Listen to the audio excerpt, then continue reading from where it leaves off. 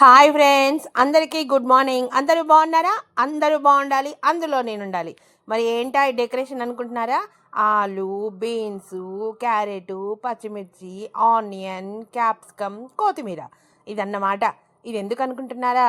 కరివేపాకు, మరి ఇంకా యాలకులు, లవంగాలు, దాల్చిన చెక్క, పట్ట అంటారు. ఇవి జీలకర్ర, ఆవాలు, ఎండుమిర్చి, బిర్యానీ ఆకు. ఈ డెకరేషన్ అంతా ఏంటానా చెప్తా. మరిక నేను బ్రేక్ఫాస్ట్కి ఇవాళ కిచడీ చేస్తున్నా. అంటే ఎర్రపప్పు, మైసూర్ పప్పు, ఎర్ర కందిపప్పు అని కూడా అంటారు.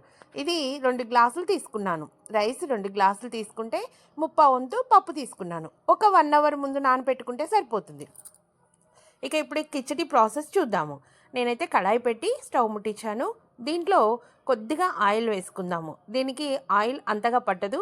ఒక స్పూన్ వేసి ఇంకొక హాఫ్ స్పూన్ వేస్తే సరిపోతుంది. ఓకేనా? ఇక ఆయిల్ హీట్ అయ్యే వరకు వెయిట్ చేద్దాం. ఆయిల్ హీట్ అయిన తర్వాత దీంట్లోకి ఇంకా చెప్పడం మర్చిపోయాను, కొద్దిగా అల్లం ఎల్లిగడ్డ పేస్ట్, ఇంకా ఉంటే కొద్దిగా పుదీనా కూడా. నా దగ్గర పుదీనా అందుబాటులో లేదు. ఆయిల్ అయితే వేడైంది. ఈ తాలింపు దినుసులన్నీ ఒకేసారి ఈ ఆయిల్లో వేసేసుకోవచ్చు. అదే చూపించాను కదా, ఎండుమిర్చి, ఆవాలు, జీలకర్ర అవన్నీ. ఇక అవన్నీ కొద్దిగా ఫ్రై అయ్యేసరికి ఇక తర్వాత ఒకసారి కలుపుకొని ఆల్మోస్ట్ ఫ్రై అయిపోయాం.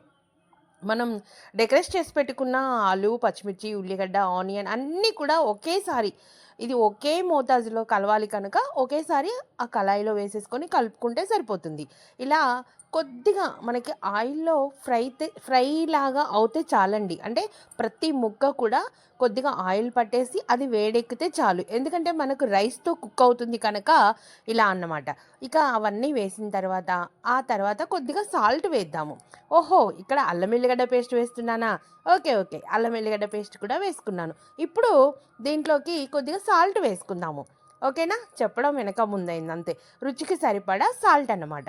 ఇక్కడ సాల్ట్ రుచికి సరిపడా వేసుకున్నాక దీన్ని ఒక్కసారి కలుపుకొని కుక్ చేసుకుందాం.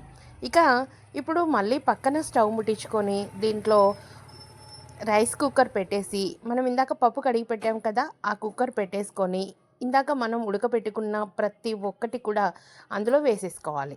ఇలా వేడిగానే అందులో వేసేసుకొని కుక్కర్ విజిల్ ఒక్కసారి కలుపుకొని మూత పెట్టేసి ఒక 2 విజిల్స్ వచ్చే వరకు కుక్ చేయాలి. ఇలా 2 విజిల్స్ వచ్చిందంటే మనకి ఆల్మోస్ట్ రైస్ అయిపోయినట్టే, కిచడీ రెడీ. ఓకేనా? 2 విజిల్ అండి, ఎక్కువ రానియొద్దు. 2 విజిల్లు వస్తే సరిపోతుంది. ఇక్కడ వాటర్ ఎంత పోసుకోవాలి అంటే మనం పప్పు బియ్యం కలిపి 1కి 1.5 పోసుకుంటాం. హాయ్ ఫ్రెండ్స్, మళ్ళీ వచ్చేసాను. నాకు ఇందాక టైం సరిపోలేదు వీడియో మొత్తం చూపించడానికి.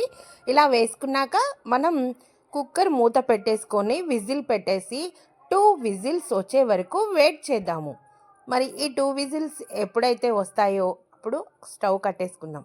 విజిల్స్ ఎక్కువ వచ్చినా అది మాడిపోతుంది అన్నమాట. అంటే 1కి 1.5 వాటర్ పోసుకుంటే సరిపోతుంది. ఇక కుక్కర్ మూత అయితే పెట్టేసుకున్నాం. మనకు విజిల్స్ వస్తాయో లేదో చూద్దాం. సూపర్ అండి. ఓహో, విజిల్స్ కూడా వచ్చేసాయి. ఇప్పుడు మనకి రైస్ ఎలా ఉందో కూడా చూద్దాము. అంటే రైస్ ఏ విధంగా ఉంది? ఆహా, రైస్ చూడడానికైతే చాలా బాగుంది. మరి అంతా ఒకసారి కలుపుకుంటే చూడండి, ఇక్కడ మీరు కొద్దిగా కూడా ఎసరు కానీ గంజి కానీ ఏమీ లేదండి. ఇక ఈ కిచడీకి కాంబినేషన్ ఉల్లిగడ్డ చాలా బాగుంటుందండి. నిజంగా మీరు కూడా ట్రై చేయండి.